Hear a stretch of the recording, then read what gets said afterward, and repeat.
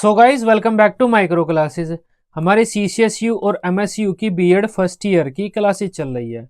आज का हमारा सब्जेक्ट है पेडागोजी ऑफ फिजिकल साइंस।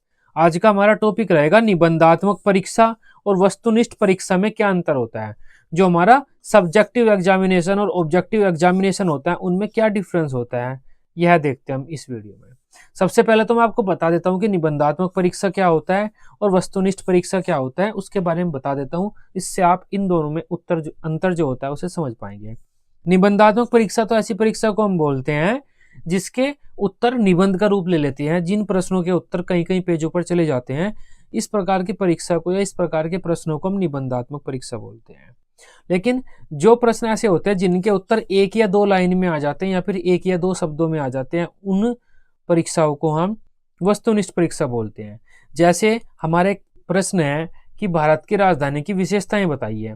इस प्रश्न का जो उत्तर होगा वो कई पेजों में आ जाएगा, तो यह परीक्षा कौन सी हुई? निबंधात्मक परीक्षा हुई।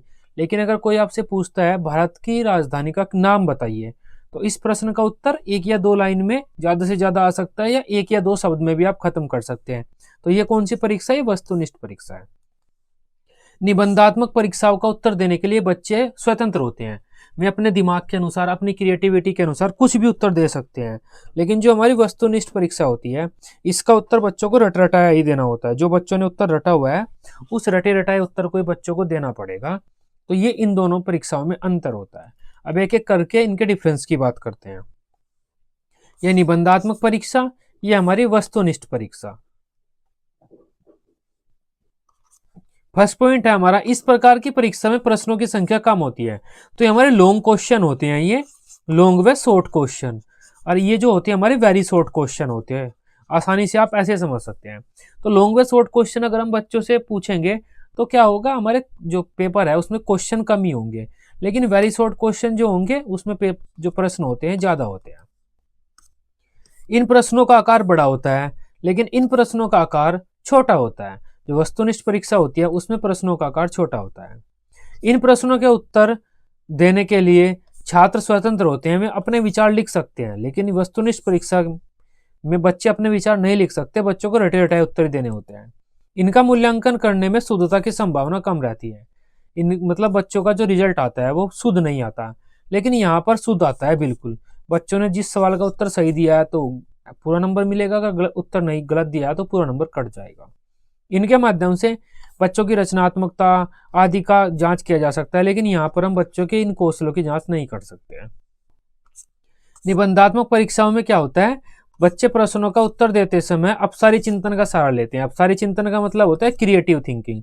लेकिन वस्तुनिष्ठ परीक्षा में क्या होता है, बच्चे प्रश्नों का उत्तर देते समय अभिसारी चिंतन का सहारा लेते हैं। अभिसारी चिंतन मतलब रट रटाया चिंतन, बच्चों ने जो रटाया वही चीज बच्चों को लिखनी होगी, सोचनी होगी।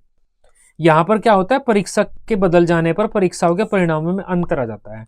अगर हम एग्जामिनर को चेंज कर दें तब बच्चों के जो नंबर मिलेंगे वे बदल जाएंगे। लेकिन यहाँ पर कोई भी परीक्षक हो, बच्चों के नंबर नहीं बदलेंगे। इनका मूल्यांकन करना कठिन होता है लेकिन इनका मूल्यांकन करना आसान होता है। इनके द्वारा हम बच्चों की भाषा शैली, बच्चों को लैंग्वेज का कितना ज्ञान है वो भी चेक कर सकते हैं।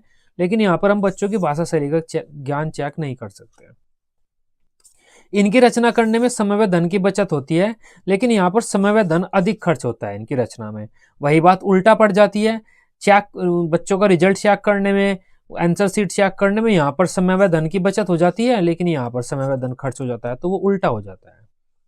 इनसे इन जो क्वेश्चन पेपर होते हैं इनसे स्वतंत्र लेखन की अक्षमता का विकास होता है बच्चों में, लेकिन इनसे स्वतंत्र लेखन की अक्षमता का विकास नहीं होता।